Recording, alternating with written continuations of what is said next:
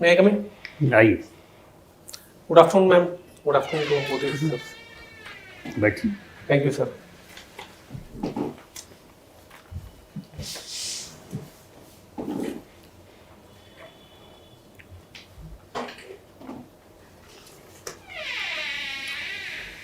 आपका academic record हम लोगों के पास है।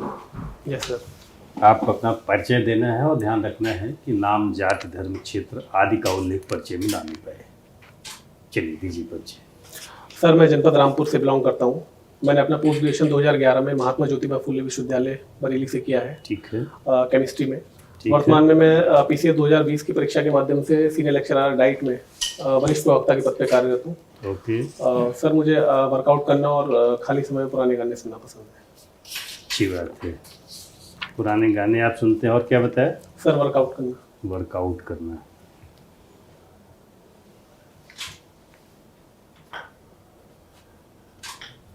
आप तो विज्ञान के विद्यार्थी रहे हैं। Yes sir.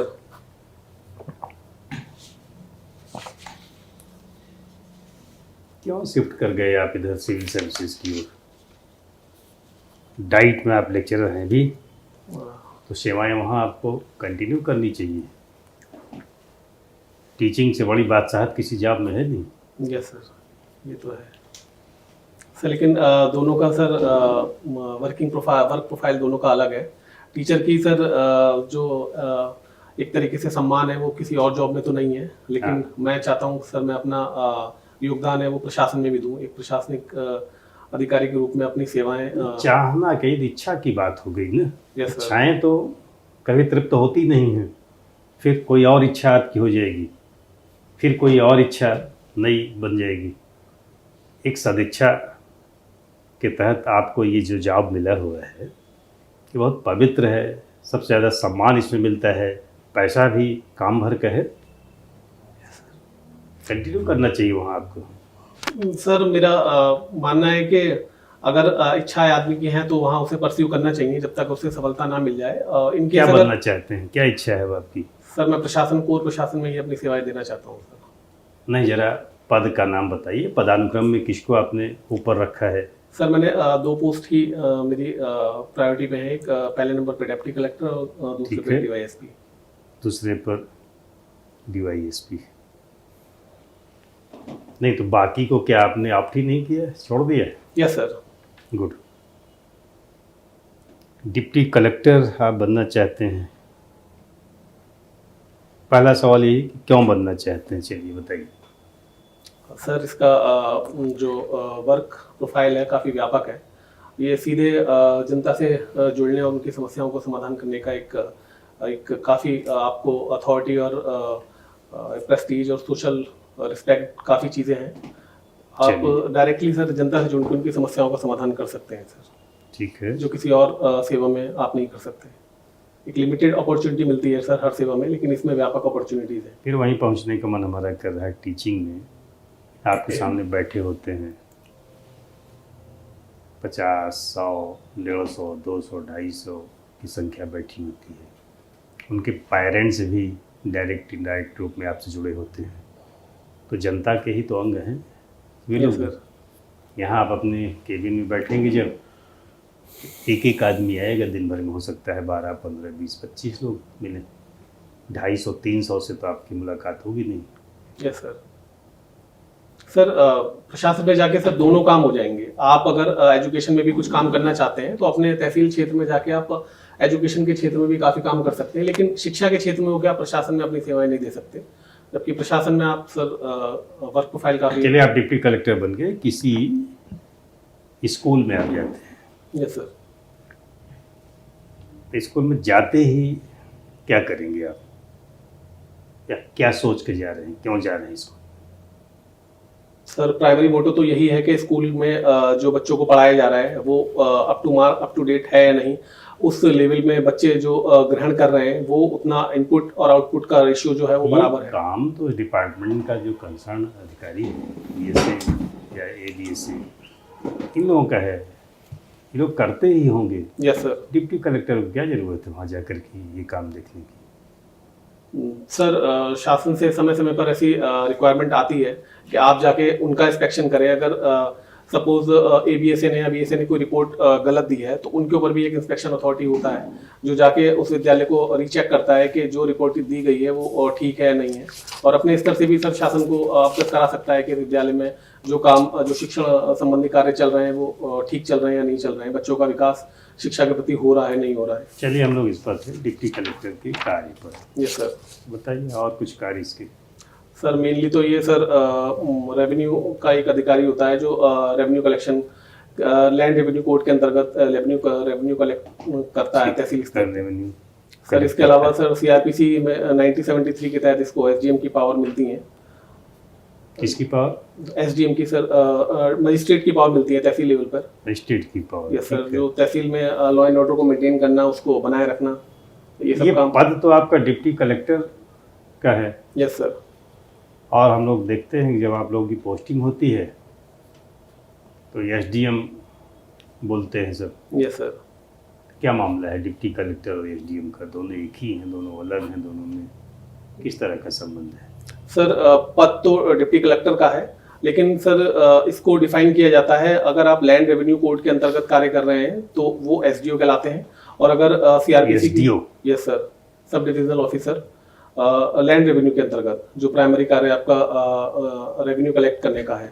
और जब आप लॉ एंड ऑर्डर अपना मेंटेन करते हैं CRPC के तहत 1973 एक्ट के तहत, तो आप SDM की पावर डिराइव करते हैं, जिसमें अरेस्ट करने की, लॉ एंड ऑर्डर मेंटेन करने की, अनलॉफुल असेंबली को छीन भिन करने की, तब वो पद SDM का कहलाता है। तो डिप्टी कलेक्टर के दो रूप हैं, एक SDO और एक SDM, ऐसे मान लें? सर कह सकते हैं सर कि उस रैंक के अधिकारी को SDM की पावर दे दी जाती है सर। ये SDO हमने यूपी में नहीं सुना है कि बस दो ही पद डिप्टी कलेक्टर और SDM की बात आती है। ये डेजिग्नेशन SDO की सर और प्रांतों इलेक्ट्रिसिटी डिपार्टमेंट में तो है। हाँ सर, वहाँ है। लेकिन यूपी में कहीं SDO तो यूपी में सर नॉमेनक्लेचर नहीं एडमिनिस्ट्रेशन से है। रिलेटेड नहीं। Yes sir, nomenclature deputy collector और SDM का ही है। MP में सर SDO कहलाते हैं सर। तो यहाँ आपने मिक्सचर कर दिया ना। हमारा सवाल था डिप्टी कलेक्टर कब SDM। Yes sir, sorry sir, मैंने वो एक्स्ट्रा पॉइंट जोड़ दिया, ये माफी चाहता हूँ। चलिए डिप्टी SP अगर आप बनते हैं, शुभकामना कि आप डिप्टी कलेक्टर बने, पहले वही बने। लेकिन अगर आपको डिप्टी SP बनना पड़ता है ज्वाइन तो करेंगे, बनेंगे ही। Yes sir. कब आप CO कहलाएंगे, कब आप ACP कहलाएंगे? यूपी में ही पोस्टिंग हो रही है आपकी। Yes sir. हाँ। सर CO सर्कल ऑफिसर कहलाते हैं, जो तहसील में एक तहसील में कई थाने होते हैं, तो उनके जो समूह प्रभारी होते हैं, उन थानों के समूह के प्रभारी जो होते हैं वो क्षेत्राधिकारी कहलाते हैं, CO। और अगर किसी महानगर में आपकी पोस्टिंग होती है जहाँ कमिश्नरेट प्रणाली लागू है, तो उस जोन में आप किसी पर्टिकुलर थाने के जो थानों के समूह के जो इंचार्ज होंगे वो ACP कहलाएंगे। हाँ, इस तरह का उत्तर इसका कि कमिश्नरेट सिस्टम यस सर। जो जिला फॉलो होगा जी करेगा, वहाँ आप ACP कहलाएंगे, Yes, sir. अदरवाइज CO कहलाएंगे। CO। ठीक है। ये B.Ed आपने क्यों कर लिया? सर ग्रेजुएशन के बाद सर एक तो कहा जाए कि हर किसी को जॉब की तलाश रहती है। अगर फैमिली कंडीशन आपकी इकोनॉमिक कंडीशन ठीक नहीं है तो सबसे पहले आदमी सोचता है कि जॉब मिल जाए। उस टाइम जब मैंने किया तो सर B.Ed का उस टाइम काफ़ी क्रेज था, टीचिंग जॉब इजीली अवेलेबल थी अगर आप B.Ed कर लेते हैं। टीचिंग जॉब क्या है? प्राइमरी स्कूल में टीचिंग, ये तो बेरोजगारी का भय आपको सता रहा था कि चलिए B.Ed कर लिया जाए, नहीं कुछ मिलेगा तो ये हाथ में रहेगा कम से कम। फिर ये बात नहीं समझ पाते हम कि एक तो शीर्ष पर डिप्टी कलेक्टर, यस सर, और फिर एकदम आप बॉटम पर आ गए कि प्राइमरी स्कूल में शिक्षक। आप तो साइंस वाले हैं सर। ऐसा प्राइमरी नहीं स्कूल से बढ़िया तो कहीं आप प्राइवेट टीचिंग करते किसी स्कूल में, ज़्यादा अच्छा रहता। सर, ये क्यों सता रहा था? ये उनको सताए सर जिन लोगों ने। आजकल हाँ। प्राइवेट टीचिंग में भी सर B.Ed की रिक्वायरमेंट कंपलसरी है। बिना आप B.Ed के आप एक क्वालिफाइड टीचर नहीं कहलाते हैं। और दूसरा ये सर कि ये ऐसा नहीं है कि ये प्राइमरी की जॉब छोटी है, वहीं हम से। ऐसे लोगों को जानते हैं जो इंटरमीडिएट में मैथमेटिक्स फिजिक्स केमिस्ट्री पढ़े हैं, यस सर, और इंटरमीडिएट के बच्चों को फिजिक्स केमिस्ट्री मैथमेटिक्स पढ़ा रहे हैं, और एक डिप्टी कलेक्टर, डिप्टी एसपी से अगर हम तुलना करें तो उसकी कौन सी? तुलना में कई गुना ज़्यादा पैसा कमा रहे यस हैं। सर, सम्मान भी मिलता है उनको। Yes sir. ऐसा बस भी हम है ना, केवल ऐसा भी है ना कि प्राइमरी स्कूल में पढ़ाना भी नहीं पड़ता होगा ज़्यादा, कुछ ऐसा हार्ड वर्किंग काम तो है नहीं वहाँ पढ़ाना, और सैलरी भी अच्छी है। नहीं मैम, अब ऐसा नहीं है। जैसे पहले सोचा जाता था कि प्राइमरी स्कूल्स में पढ़ाना नहीं पड़ता, इस टाइम सबसे ज़्यादा अगर आप काम देखेंगे तो प्राइमरी स्कूल के टीचर को ही करना पड़ता है। एग्जैक्टली। पढ़ाने के अलावा भी जो गैर शैक्षणिक काम है वो भी टीचर्स के द्वारा ही किए जाते हैं। इस टाइम यूपी गवर्नमेंट की ये एक तारीफ करनी पड़ेगी कि टीचिंग को लेके उनकी चलिए सबसे ज़्यादा ठीक है। प्रायोरिटी है मैम। हम जरा चेंज करते हैं टॉपिक का। उत्तर प्रदेश के बारे में कुछ बताइए। कब इसका जन्म हुआ, इसकी उम्र कितनी है, इसकी राजधानी कितनी है? 2 सवाल है, बताइए। सर 1950 में, वर्ष 1950 में संयुक्त प्रांत का नाम बदलकर से उत्तर प्रदेश किया गया था। वर्तमान में सर इसमें 17 मंडल और 75 जिले हैं और इसकी राजधानी सर लखनऊ है। लखनऊ से पहले राजधानी कौन सी थी? सर इसकी टाइम टू टाइम राजधानियाँ चेंज हुई हैं। अवध लखनऊ से पहले कौन सी थी, ये सवाल है। लखनऊ से पहले सर अवध, सॉरी सर मुझे इस टाइम ध्यान नहीं आ रहा, मैं रिकॉल नहीं कर पा रहा हूँ। अच्छा, इलाहाबाद थी। उत्तर प्रदेश के उन 7 जिलों के नाम बताइए जिनको अंतर्राष्ट्रीय सीमा स्पर्श करती है। यस सर, पीलीभीत, लखीमपुर खीरी, बहराइच, श्रावस्ती, बलरामपुर, महाराजगंज, इनको सर नेपाल की सीमाएं सर टच करती हैं। उस राज्य का नाम बताइए जो उत्तर प्रदेश के सर्वाधिक जिलों को स्पर्श करता है। सर एमपी, मध्य प्रदेश, जो वो राज्य है जो जहाँ सर उत्तर प्रदेश के कई जिले, सर्वाधिक जिले कह सकते हैं कि उत्तर प्रदेश का यस सर। सबसे बड़ा गांव कौन सा है? सॉरी सर, इसका मुझे सर, सबसे छोटा गांव कौन सा है? सॉरी सर, मुझे ध्यान नहीं आ रहा। ठीक सर। आपने साइंस में ही ग्रेजुएशन किया है, मास्टर भी साइंस में ही है, तो आपके ये बताइए कि आपके क्षेत्र से कौन कौन से मेन फसल हैं, क्रॉप? सर रामपुर से हाँ, क्योंकि मेनली आपने सर बताया।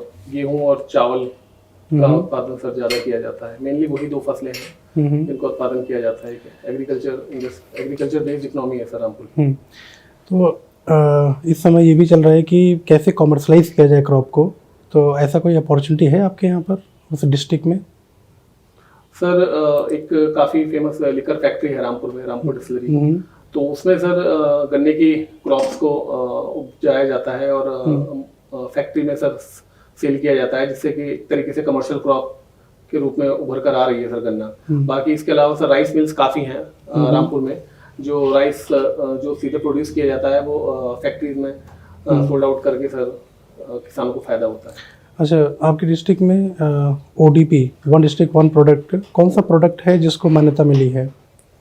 सर काफ़ी फेमस पैच वर्क होता है रामपुर में, जिसमें कपड़ों पर सर सोना, चांदी या रेशम के धागों से कढ़ाई की जाती है। तो ये काफ़ी फेमस रहा है उत्तर रामपुर का पैच वर्क। ओके। अभी रिसेंटली गवर्नमेंट लॉन्च किया है PM श्री योजना, क्या है ये? सर ये प्रधानमंत्री स्कूल रेजिंग इंडिया कुछ कैसे करके, मुझे एग्जैक्ट फुल फॉर्म याद नहीं आ रही, जिसमें सर टोटल 1700 स्कूल्स जो ऑल ओवर इंडिया है उनको सर एक तरीके से उनका रिनोवेशन करना है। हर चाहे वो बिल्डिंग हो, चाहे बच्चों का इंफ्रास्ट्रक्चर, क्लासरूम का इंफ्रास्ट्रक्चर हो, उनको सर स्टैंडर्ड पे लाके उनका एक तरीके से रिनोवेशन करना है सर। और ग्रॉस एनरोलमेंट रेशियो क्या होता है? सर बच्चों का जितने एनरोल हो रहे हैं इस टाइम प्राइमरी में या सेकेंडरी में, हायर एजुकेशन में, और जितने टोटल बच्चों की स्ट्रेंथ उस टाइम है मतलब पढ़ने के लायक, तो उनमें से जो रेशियो निकाला जाता है वो ग्रोथ एनरोलमेंट रेशियो है सर। इसका परसेंटेज कितना है secondary, higher secondary, then college, university? Sir जो नेशनल एजुकेशन पॉलिसी के तहत जो टारगेट सेट किया गया है सेकेंडरी के लिए, वो 2035 तक 100% है, जो अभी 56.3% है सेकेंडरी में, और हायर एजुकेशन में सर 50% सेट किया गया है, जो अराउंड 26% है। हायर एजुकेशन में। ओके, हायर एजुकेशन कितना? 26%, अराउंड 26%। ओके, ये फोर्थ इंडस्ट्रियल रेवोल्यूशन क्या होता है? सर ये फिजिकल और एक तरीके से कह सकते हैं कि जो सर मैं इस टाइम अभी डिफाइन नहीं कर पा रहा हूँ, लेकिन फिजिकल और एक तरीके से टर्म है जिसमें दोनों के मिक्सचर से सर इंडस्ट्रियल रेवोल्यूशन आएगा और काफी जो प्रोडक्शन होगा वो काफी तीव्र होगा। आएगा या आ चुका है? सर इन फेज है, मैं कह सकता हूँ कि अभी चल रहा है, लेकिन पूरी तरीके से आया भी नहीं है और ये भी नहीं कह सकते कि नहीं आया है, मतलब चल रहा है सर, अभी पूरा कंप्लीट नहीं हुआ है। कौन कौन सी टेक्नोलॉजी है जो यूज हो रही है इस फोर्थ इंडस्ट्रियल रेवोल्यूशन के अंडर में?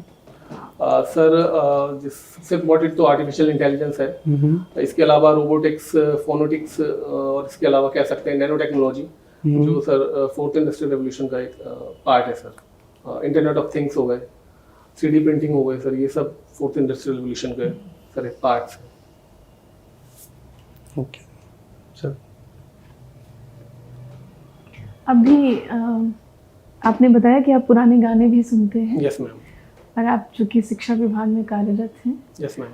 तो जाहिर सी बात है कि आप की जो हिंदी की समझ है बहुत अच्छी होगी। तो इस समय अयोध्या जो है वो वैश्विक स्तर पे जाना जा रहा है। अयोध्या का शाब्दिक अर्थ क्या है? सॉरी मैम, मुझे लिटिल मीनिंग अभी नहीं पता इसका। ठीक है, अयोध्या में जो अयोध्या राम मंदिर के वास्तुकार हैं वो कौन है? सॉरी मैम, मैं रिकॉल नहीं कर पा रहा। आपने रामचरितमानस पढ़ा है? नहीं मैम। सुना है? सुना तो है, देखा है, मतलब उसका रूपांतरण टेलीविजन पे, लेकिन एज इट इज मैंने पढ़ा नहीं है मैम। अच्छा, ठीक है। अच्छा, अयोध्या का पुराना नाम क्या था, प्राचीन नाम क्या था? अयोध्या के कई नाम हैं, उसमें से कुछ एक तो बताएं हमें। प्राचीन नाम तो नहीं पता, रिसेंटली फैजाबाद डिस्ट्रिक्ट को चेंज करके अयोध्या नाम दिया गया है। इससे पहले का नाम मैम मुझे रिकॉल नहीं आ रहा। आप अपनी कुछ हमें 2-3 अच्छाइयाँ बताइए, विशेषताएं बताइए अपने व्यक्तित्व की। मैम सेल्फ इवैल्यूएशन के आधार पे तो मुझे लगता है कि मैं क्विक लर्नर हूँ, सीखने की हमेशा जिज्ञासा रहती है। डिसीजन मेकिंग एबिलिटी है, मैं जो डिसीजन लेता हूँ उसे सही करने का पूरा प्रयत्न करता हूँ। इसके अलावा हार्ड वर्किंग हूँ, लगातार अपने जो एम है उसको प्राप्त करने के लिए प्रयासरत रहता हूँ। 2-3 कमियां भी बता दीजिए, आपको क्या लगता है कि ये थोड़ी सी कमी रह गई है? मैम कमी तो मुझे एक लगता है कि मैं थोड़ा पेटू टाइप हूँ, मतलब खाने पे कंट्रोल नहीं कर पाता। जब हम पढ़ाई करते हैं तो भूख ज़्यादा लगती है, हमारा माइंड ज़्यादा एक न्यूट्रिशन चाहता है, तो मैं रात में भी उठ के 1 बजे खाना खा लेता हूँ। ये तो अच्छी बात, ये कौन सी कमी हुई आपकी? सर उससे पेट बढ़ जाता है और फिर मतलब आप एक रात स्ट्रेचर में आप पढ़ते हैं, भूख लगती है, आप खाते हैं? सर फिर उससे पेट बढ़ जाता है, पर आपका स्ट्रेचर जो है वो अट्रैक्टिव नहीं लगता, पेट बढ़ जाएगा और हाइट। एकदम देखिए, पेट आपका सपाट है सर हाँ, वर्कआउट की वजह से है, मुझे करना पड़ता है एक्स्ट्रा सर, लगाना पड़ता है अब जो। बाकी दूसरा मैम ये है कि स्पेंड थ्रिफ हूँ, मतलब मैं मुझे लगता है कि हाथ खोल के मैं खर्च नहीं करता, मतलब थोड़ा लॉजिकल हूँ खर्च करने में, मतलब ऐसा लगता है कि जैसे खर्च करना ये चाहिए। भी मैं अच्छाई है, ये कहाँ कौन सी कमी है? सर मुझे तो लगता है कि अच्छाई, लेकिन बचत दूसरों को रेशियो लगता है भारत का कि घट रहा है, कम आपके से कम आप sometime उसको ये मेंटेन मुश्किल हो करिए। जाए। हाँ मतलब फैमिली में या सर लगता है कि आप ज़्यादा कंजूस हो। मैं चाहता हूँ कि जो नीडी चीज़ है उस पर ज़्यादा खर्च किया जाए, ना कि शो ऑफ पे। ठीक है। और तीसरा मैम मुझे लगता है कि मैं लॉजिकल बातें ज़्यादा करता हूँ, हर चीज़ में लॉजिकल बातें करता हूँ। जैसे आपसे पूछी गई आपकी वीकनेस, आप बता रहे हैं सारी स्ट्रेंथ अपनी सर बोर्ड को प्रभावित करने के लिए। सर नहीं, ये मुझे वाकई में लगता है कि मेरी कमियां है, क्योंकि दूसरे लोग फिर किनारा करने लगते हैं अगर आप ज़्यादा लॉजिकल बातें करेंगे, तो ये मुझे लगता है कि मेरी कमी है। अभी 2-3 दिन पहले केप टाउन से रिलेटेड कोई न्यूज़ आई थी। केप टाउन साउथ अफ्रीका में है मैम, लेकिन मैं शायद न्यूज़ को फॉलो नहीं कर पाया, तो मुझे आइडिया नहीं है इसमें। केप टाउन के बारे में हमें कुछ बताइए। परसों के पेपर में था, आपने हो सकता है ना पढ़ा हो। केप टाउन एक तरीके से शहर है काफ़ी प्रचलित साउथ अफ्रीका का, और मैम इसके ज़्यादा मुझे अभी ध्यान नहीं आ रहा है, सॉरी। विश्व का पहला जल विहीन शहर है, हाँ, अभी ये घोषित हुए हैं। ये समस्या रही है काफ़ी, जल से रिलेटेड वहाँ काफ़ी समस्या रही है कि ड्रेनेज का वाटर फिल्टर करके लोगों को पीना पड़ा है, ये तो समस्या रही है मैम। हमारे यहाँ के किसी विशेष व्यक्तित्व का जुड़ाव भी रहा है केप टाउन से क्या? केप टाउन से तो मैम स्पेसिफिकली मुझे नहीं पता, लेकिन साउथ अफ्रीका से गांधी जी का जुड़ाव रहा है। मैं वही चर्चा कर, ठीक है। अभी 25 दिसंबर गए हैं, 25 दिसंबर हमने क्यों मनाया था? मैम एक सुशासन दिवस के रूप में मनाया गया है, जिसमें श्री अटल बिहारी वाजपेयी और श्री मदन मोहन मालवीय जी की जयंती के रूप में उसे मनाया गया है, और उसी अवसर पर देश में सुशासन दिवस मनाया जाता है। मालवीय जी का पूरा नाम क्या है? मुझे जो याद है मैम, श्री मदन मोहन मालवीय। बाकी मैम इसके अलावा मुझे अभी उनके पूरे नाम में 5 बार माँ आता है। महामना भी कहते हैं उनको, महामना मदन मोहन मालवीय, पंडित महामना मदन मोहन जी। मालवीय। महामना की उपाधि उन्हें किसने दी, और इसके पहले महामना शब्द का प्रयोग और कहाँ आपने सुना है? सॉरी मैम, मैं माफ़ी चाहता हूँ, इसका अभी मुझे ध्यान नहीं है। ठीक है। दूसरा नाम आपने बताया अटल बिहारी वाजपेयी जी। जी सर। जी अटल बिहारी वाजपेयी जी के बारे में कुछ बताइए हमें। मैम, ये पूर्व प्रधानमंत्री, भारत के पूर्व प्रधानमंत्री रहे हैं, और इनको भारत रत्न से भी सुशोभित किया गया है। काफ़ी इनके कार्यकाल में काफ़ी ऐतिहासिक कदम भारत की उन्नति के लिए उठाए गए थे, जिसमें से एक 1998 में पोखरण का एक्सपेरिमेंट था, परमाणु का एक एक्सपेरिमेंट किया गया था। इनका जन्म कहाँ हुआ था? मैम, इनका जन्म मुझे जहाँ तक ध्यान आ रहा है उत्तर प्रदेश में हुआ था, लेकिन किस जिले में हुआ था ये मुझे ध्यान नहीं है मैम। नहीं, उत्तर प्रदेश तो नहीं था। अच्छा, मुझे ऐसा कुछ ध्यान आ रहा है, लेकिन कंफर्म नहीं है मैम। ठीक है। आप गाने सुनते हैं तो आपको कुछ पंक्तियाँ भी पसंद होंगी शायद। अटल बिहारी वाजपेयी जी को आपने पढ़ा है या सुना है? मैम, स्पीचेस सुनी है उनकी पार्लियामेंट की, लेकिन पढ़ा नहीं है, और उतना उनके बारे में, मतलब उनकी कृतियाँ जो हैं, उनको लिखने का शौक़ था, पोइट्री का शौक़ था, लेकिन इतना मैंने उनके बारे में पढ़ा नहीं है मैम। बहुत धारदार उन्होंने लिखा है। उनके जो शब्द थे वो ऊर्जा का काम करते थे। अपनी पसंद का कोई गाना बताइए, आप ज़्यादा क्या सुनते हैं? मैम, पुराने गानों में ऐसे गाने जो मोटिवेट करते हैं, जैसे एक गाना है, रुक जाना नहीं तू कहीं हार के, ऐसी मैम मोटिवेशन गाने मुझे ज़्यादा सुनना पसंद है मैम। ऐसी है एक स्वर्गीय श्री राज कपूर का गाना है, एक दिन बिक जाएगा माटी के मोल, जग में रह जाएंगे प्यारे तेरे बोल, दूध। ऐसी मैम थोड़ा मोटिवेशन गाने सुनने का पसंद है, जो हमको हमेशा मोटिवेट करें। जो एसडीएम होते हैं वही तहसीलदार भी होते हैं उसी परिसर में प्रायः। मैम, चार्ज हो सकता है उनके पास हो। नहीं, उसी परिसर में तहसीलदार भी बैठे हाँ, हैं। यस मैम, जी जी। तो तहसील के बारे में ये कहा जाता है कि न्याय मांगने गांव हमारे जब तहसील गए, न्यायालय खलिहान खेत घर गहने लील गए। सब कुछ देने के बाद भी न्याय में विलंब बहुत होता है। कई बार बहुत प्रभावशाली व्यक्ति है जो आपके पास आया और अपनी समस्या उसने बताया, अगले दिन वो सीओ के यहाँ अपडेट हो जाती है, वहाँ के इंस्पेक्टर को अपडेट हो जाती है, तहसीलदार साहब का स्टेनो लग के सब कुछ कर लेता है। एक जो बहुत परेशान आदमी है, उसकी समस्या बहुत विकट है, लेकिन फिर भी उसकी समस्या का त्वरित निस्तारण नहीं होता। महीना तो जाने दीजिए, कई महीने बीत जाते हैं। आप इसके लिए क्या स्ट्रेटजी बनाएंगे?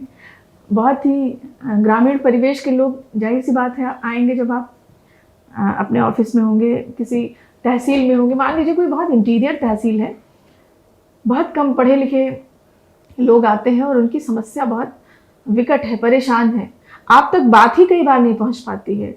आपको भी ये संज्ञान होता है कि आपके संज्ञान में आता है कि कई बार हमारे पास समस्या बहुत देर से आ रही है, ये पहले आ जानी चाहिए थी, और ये प्रभावशाली व्यक्ति नहीं है लेकिन इसकी मदद करनी है। तो एक मैटर तो हुआ नहीं, ऐसे बहुत सारे मैटर रोज ही आते रहेंगे। आप इनके लिए क्या स्ट्रेटजी अपनाएंगे? मैम, तहसील स्तर पे हर मंगलवार और शनिवार को तहसील दिवस के रूप में जन सुनवाई होती है, जिसमें जितने भी जिनकी समस्याएं होती हैं, जनता आती है और अपनी समस्याओं का समाधान के लिए अप्रोच करती है। तो मंगल दिवस और शनिवार जो भी ये तहसील तो दिवस सारे होता है, लोग समस्याएं सुनते हैं। कई बार ये होता है कि नहीं, जो फला वाले एसडीएम साहब थे वो त्वरित निस्तारण करते थे, वो बहुत अच्छे थे। ये वाले जो है ये वाले नहीं सुन रहे हैं। समस्या दोनों सुनते हैं, परिणाम कौन देता है बात इसकी आती है। आप बेहतर परिणाम के लिए क्या करेंगे?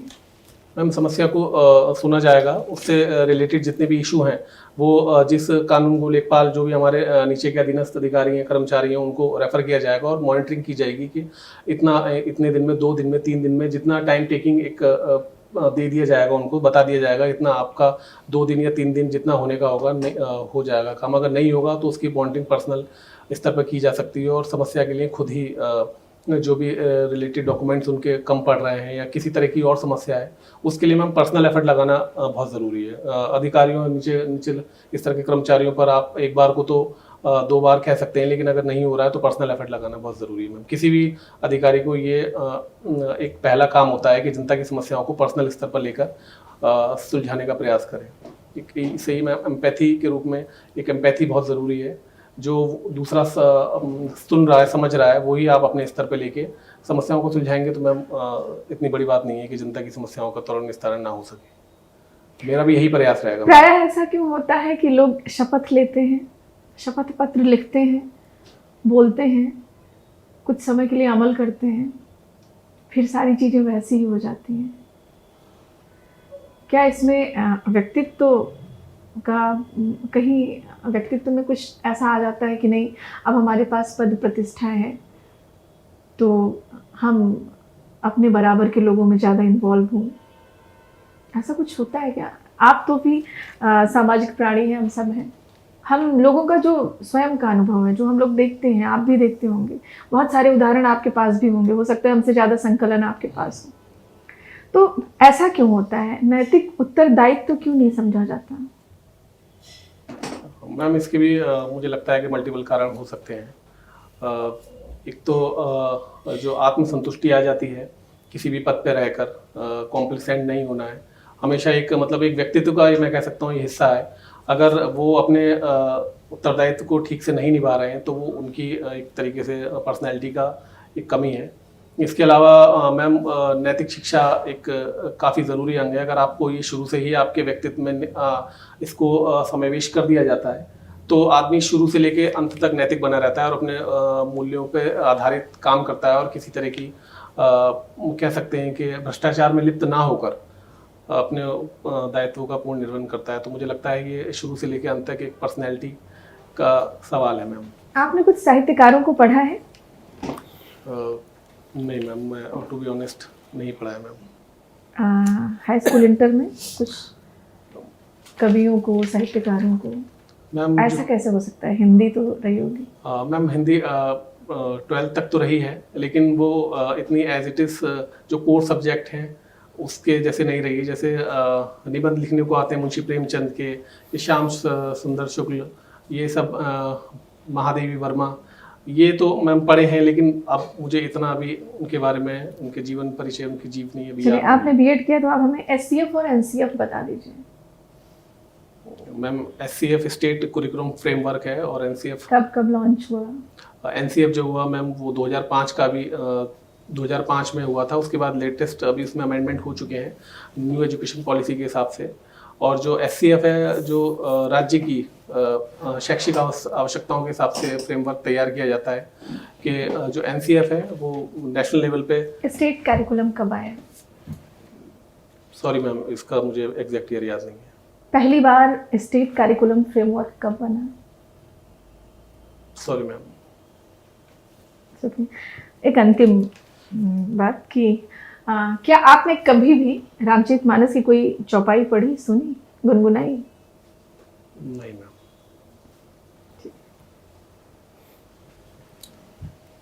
यूथेनेशिया वर्ड एनकाउंटर किया होगा, इच्छा मृत्यु, आपके हिसाब से लीगल कर दी जानी चाहिए इंडिया में कि नहीं?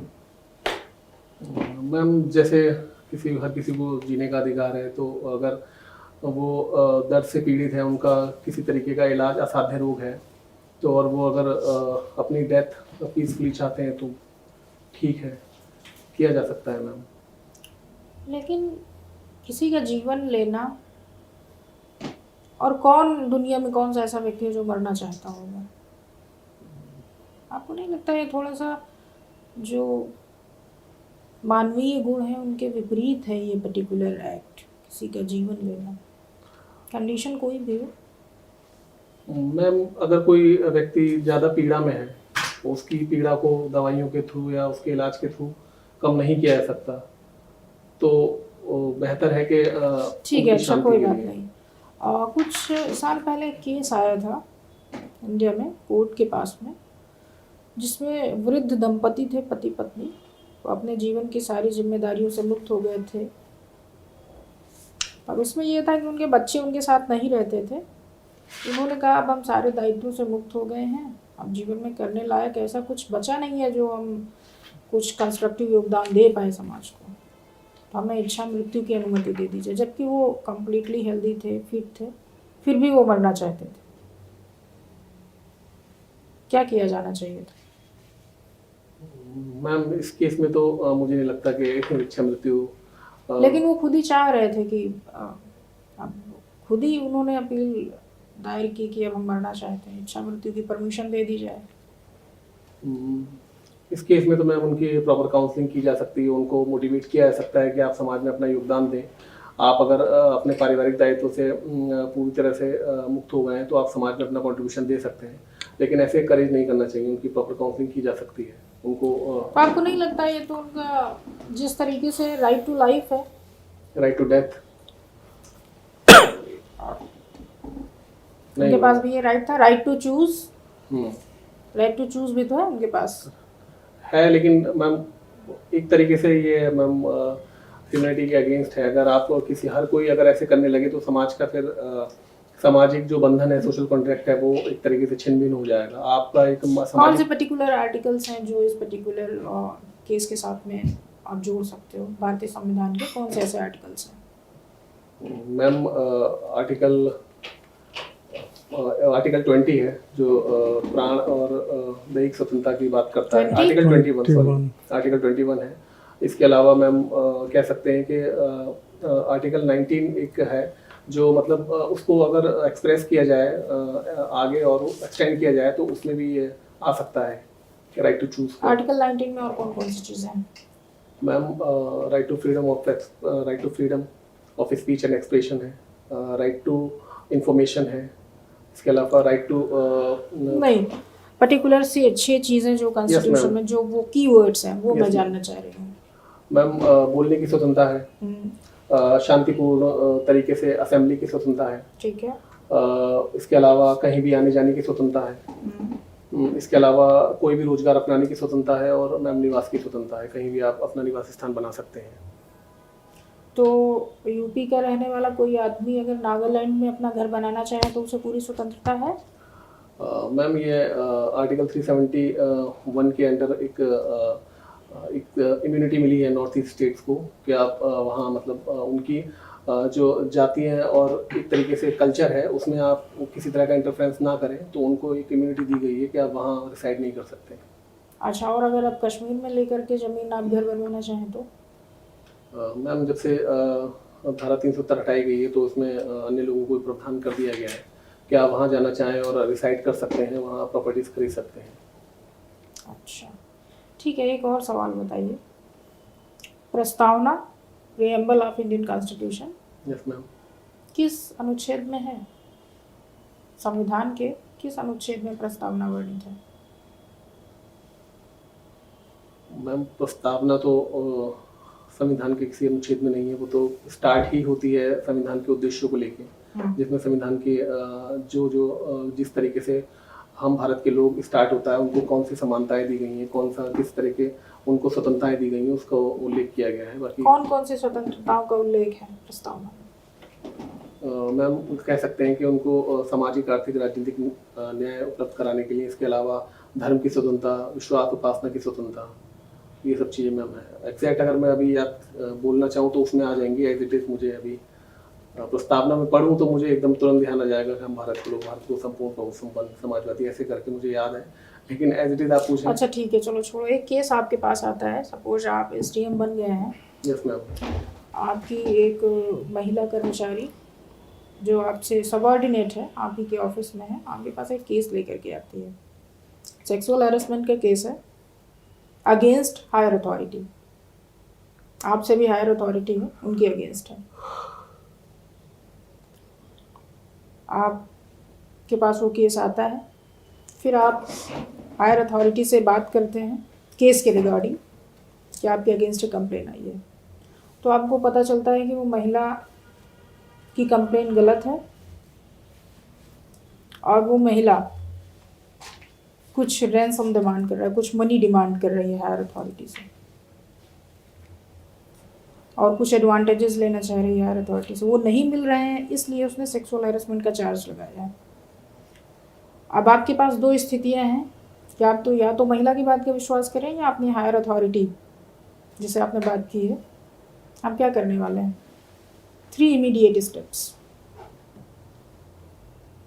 मैम सबसे पहले कंप्लेंट जो आई है उसको देखा जाएगा कि किस सिलसिले में कंप्लेंट है। सेक्सुअल हैरेसमेंट का है तो मैम उसको तथ्यों की जांच की जाएगी, और जिसके खिलाफ कंप्लेंट की गई है उनको भी अपना पक्ष, मतलब हायर अथॉरिटी है तो उनको अवगत कराया जाएगा कि सर आपके लिए ऐसे ऐसे सेक्सुअल हैरेसमेंट का केस आया है। इसके अलावा मैम अगर मेरे हाथ में इन्वेस्टिगेशन करने का है तो मैं एक समिति गठित कर सकता हूँ जिसमें कुछ लोग हों जो इस तथ्यों और पड़ताल करें कि ये केस सही है या गलत है। लेकिन आपको नहीं लगता चूंकि वो हायर अथॉरिटी के अगेंस्ट कंप्लेन है, yes ma'am, he can easily manipulate this investigation? Ma'am ये आपके ऊपर भी तो प्रेशर बिल्डअप होगा ना, क्योंकि आप तो उनके सबऑर्डिनेट हैं, तो आपको प्रेशराइज किया जाएगा। मे बी आपको कुछ पर्क्स भी मिले कि ठीक है ये केस सेटल हो जाने दो, आगे आपके प्रमोशन के लिए चीज़ें आपके फेवर में कर दी जाएंगी, या दूसरे तरीके का भी प्रेशर आ सकता है। नहीं कैसे मैम, डील करेंगे? किसी तरह का प्रेशर आएगा तो मैं उस प्रेशर में नहीं आऊँगा, क्योंकि एक महिला की गरिमा का सवाल है, ये किसी के साथ भी हो सकता है। तो पर अगर आप ये कह रहे हैं कि महिला की गरिमा का सवाल है, तो तब तो आपने मान लिया ना कि महिला की कंप्लेंट सही है। मैम प्राइमा फेसी तो हमें यही मानना पड़ेगा कि अगर कंप्लेंट सही है, अगर इन केस अगर तथ्यों के आधार पर और जांच के आधार पर वो गलत पाई जाती है तो महिला के खिलाफ एक्शन लिया जाएगा। और एक काम ये किया जा सकता है कि जो समिति गठित की जाए उसमें जो हमारे जो सबऑर्डिनेट हैं, हमारे हायर अथॉरिटी है, उनसे अलग हटके किसी सदस्यों का गठन किया जाए जो जिससे कि इंडिपेंडेंट जांच हो सके, और जो तथ्य सामने आएंगे उसके आधार पर मैम एक्शन लिया जा सकता है। ठीक है, बांग्लादेश में अभी क्या चल रहा है? कोई एक मेन इवेंट जो वहाँ के पॉलिटिक्स को इन्फ्लुएंस करने वाली है? अभी मैम चुनाव हो रहे हैं वहाँ। किसके जीतने के आसार हैं? मैम अभी जो न्यूज़ सामने आ रही है, जो ओपिनियन पोल सामने आ रहे हैं, उसमें तो मैम जो प्रेजेंट अभी वहाँ की PM है शेख हसीना जी, उन्हीं के जीतने के चांसेस ज़्यादा आ रहे हैं। कौन सा टर्म होगा अगर वो जीतती हैं तो?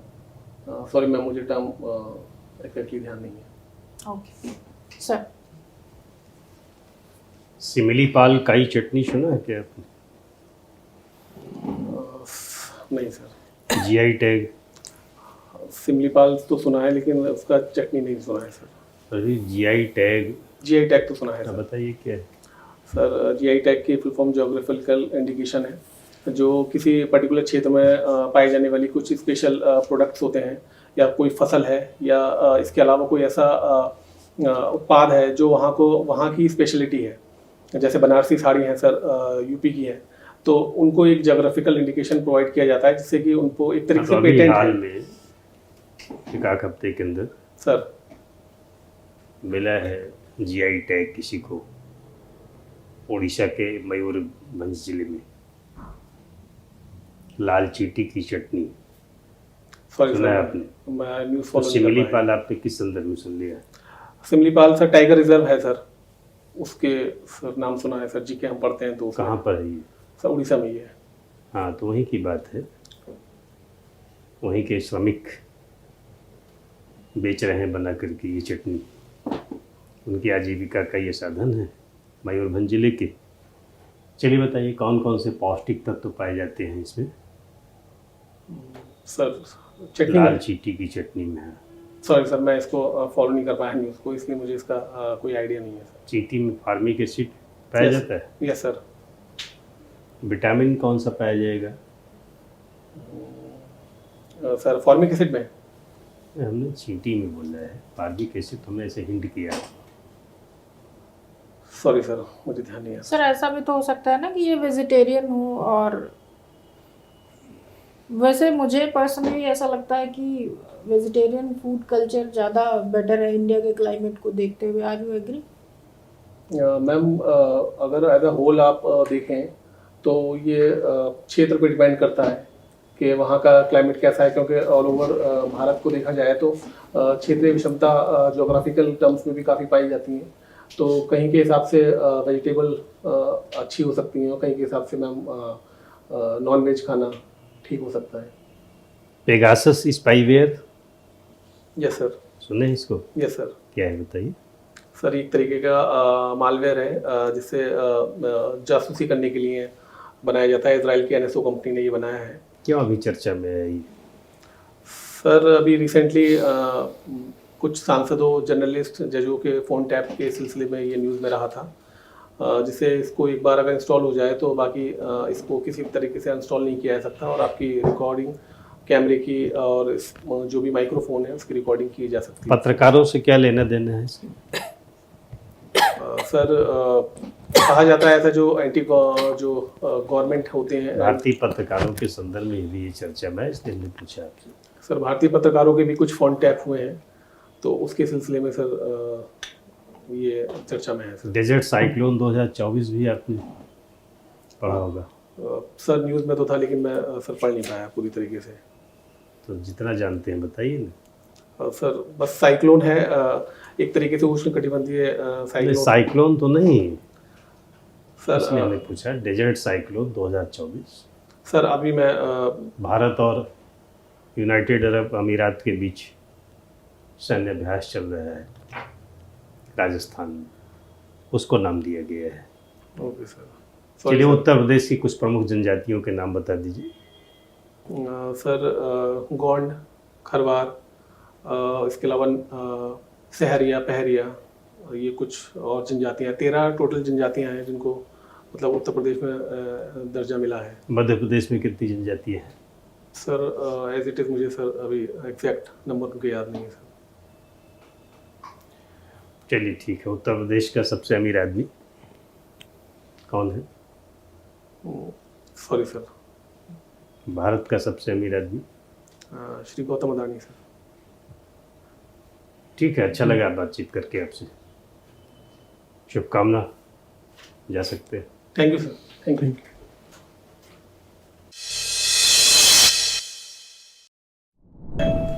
आइए। कैसा महसूस कर रहे हैं? कैसा रहा साक्षात्कार?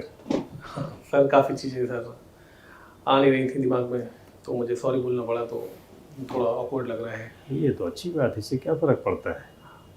सारी बोलना उत्तर देने जैसा होता है। और इसके अलावा बताइए। इसके अलावा सर कुछ एनालिटिकल क्वेश्चन जो मैम ने पूछे और आपने पूछे, तो शायद उसका अप टू मार्क आंसर नहीं था। देखिए, हम लोग इस निष्कर्ष पर पहुँचे हैं कि आप अच्छे कैंडिडेट हैं, तो उसकी परवाह मत कीजिए। परवाह जहाँ आपको करनी है, बेटरमेंट की गुंजाइश हमेशा रहती है। यस सर, बिल्कुल। इंटरव्यू आपका 1-2 दिन बाद है। हाँ सर, परसों है। तो एज सच कोई ऐसा ड्रॉबैक, फ्लॉ कुछ ऐसा है नहीं आपकी पर्सनालिटी में। अच्छी पर्सनालिटी, इसका लाभ उठाइए। जो इंटरव्यू का फर्स्ट मिनट है वो हम लोगों के हाथ में होता है। फर्स्ट मिनट के अंदर एंट्री, अभिवादन और ये बैठने का मामला, इसमें से मिस कुछ नहीं हुआ आपका। Yes sir. आपने पूछा भी, अभिवादन भी किया और आप कहे जाने के बाद बैठे, थैंक यू बोलते हुए, सारी चीज़ें ठीक थी। All time बस आप बहुत फास्ट energetic था, लग रहे हैं। बहुत फास्ट था, थोड़ा सा अग्रेशन दिख रहा था उसमें, अच्छा बिगिनिंग तो में उसको थोड़ा और आराम से ये काम कीजिए। आप जब करने का मौका दीजिए बोर्ड को, जो 6-7 कदम चलने होते हैं तो उसमें आराम से ये काम करिए। जो आप बैठे हैं, जो इंट्रोडक्टिव फेज था इंटरव्यू का, उसमें भी थोड़ा आक्रामक दिखे आप, लेकिन उसके बाद देखे कि बिल्कुल आप काम हो गया। ठीक से लाइन अप हुए, एक कंसिस्टेंट वे में फिर आप बताना शुरू किए चीज़ों को, तो अच्छी बात है। तो बस थोड़ा सा जो आपका फर्स्ट Entry। मिनट और इंट्रोडक्टिव फेज, उसको स्लो कर दीजिए यस सर। आराम से। बाकी एकदम बढ़िया था, आपका प्रेजेंटेशन ठीक है, बातचीत एक अच्छी करने का बात रही तरीका। कि हाँ, ऑल टाइम जो एक चेहरे की सकारात्मकता रही, ऊर्जा रही, वो हाँ, बनी हाँ, रही, वो बनी रही। ये प्लस पॉइंट। वही बोल रहे हैं, सारी चीज़ अच्छी, अप्रोच ठीक है आपका, एनर्जी लेवल आपका बिल्कुल बढ़िया है, लीडरशिप क्वालिटी भी ठीक है। जिन पैमाने पर ये पर्सनालिटी के ट्रेड्स को कसे जाते हैं वो सब आपका बिल्कुल ठीक है। सवालों की चिंता मत कीजिए, सवालों का तो कोई सर यही सीमा थोड़ा नहीं उसकी। जैसे 2-3 बार या हाँ। 4-5 बार आपने नो बोल दिया तो एक अंदर से ही साइकोलॉजिकल यही आपको बताना था कि देखिए, उसकी परवाह एकदम मत कीजिए, सारी बोलिए, वहाँ बैठ कर के रिजल्ट नहीं बनाना है आपको। वो चाहे इंट्रोडक्टिव फेज में ही क्यों ना हो जाए, शुरू में ही हो सकता है कि आप 2-3 सवालों का जवाब बिल्कुल न दे पाए, यस सर। तो रिजल्ट मत बनाइएगा। अभी तो पूरा का पूरा इंटरव्यू बचा हुआ है। जैसे हम लोग कहते हैं ना कि ज़िंदगी में एक ऐसा अवसर आता है, उसको पहचानने की ज़रूरत है, दरवाज़ा खटखटाता है। ऐसे आप बताएं, इंटरव्यू का कोई एक पल अच्छा अंक दिलाता है, और वो पल हो सकता है अंतिम पल हो। बैठ करके वहाँ रिजल्ट नहीं बनाना, इससे फर्क नहीं पड़ता है। सवाल तो हम कुछ पूछ रहे हैं, बाकी मेंबर्स कुछ पूछेंगे, हो सकता है इनमें से कुछ एक सवाल वहाँ पूछे जाएं, यस सर। और हो सकता है एक भी सवाल न पूछा जाए। सारे मुद्दों को हम इतनी देर मॉक लेने के बावजूद टच नहीं कर सकते हैं, यस सर। तो हो सकता है कि जिन मुद्दों को हम लोगों ने नहीं टच किया, उन्हीं मुद्दों पर वहाँ पर आपका इंटरव्यू हो जाए। तो इससे फर्क पड़ता ही नहीं है कि जो हमने पूछा आप नहीं बता पाए तो आप परेशान हो जाइए कि इन्हीं का उत्तर केवल आप खोजते रहिए गूगल पर। ऐसा कुछ नहीं करना है। बस आपको जो आपके पास समय है इसमें, यस सर। इसलिए 2-3 दिन का पेपर, न्यूज़पेपर, जी जी। और इधर आज का, कल का और परसों जाते समय न्यूज़पेपर, उस पे जो मेन इशूज हैं बर्निंग, उस पे नज़र ठीक से डाल दीजिए, यस सर। बढ़िया करेगा। अयोध्या पूछा जाए, कोई न कोई पूछेगा ही। अयोध्या को जरा सा ठीक से देख लीजिए। Yes sir.